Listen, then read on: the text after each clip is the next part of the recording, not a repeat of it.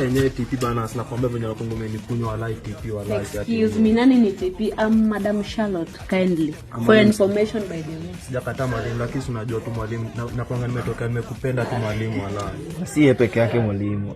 Mimi hadi nikisomanga hivi hadi sifikiri. Wallahi nakufikiria mwalimu. Mwalimu ni kunywa maji na kuona tu hadi kwa cup mwalimu tu hivi mwalimu naona tu sura. You know you guys are students. You're supposed to take your studies seriously and go to campus and get your ideal type of. Unajua feelings mwalimu itakuwa ni student ama nini mwalimu.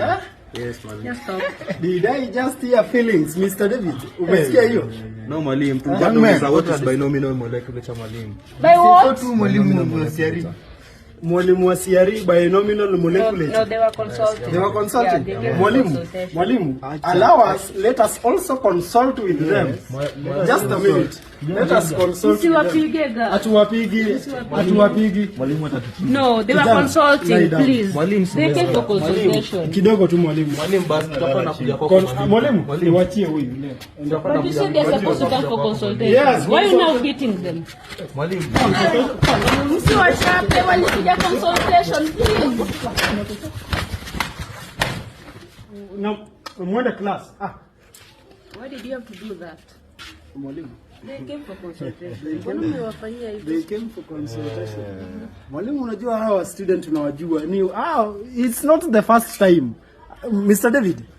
Hiyo ndio tabia yao. Hiyo ndio tabia yao.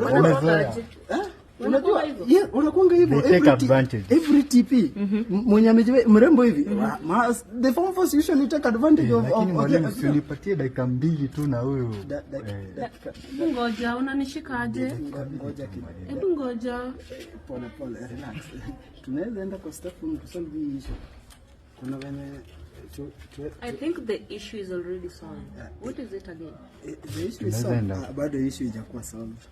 What is it? Kuna issue nyingine tuende safu. Mr. David. Si tuende mwalimu tuende tusolve. Ikuwe kitu kingine constructive. Ni constructive. We can construct it later.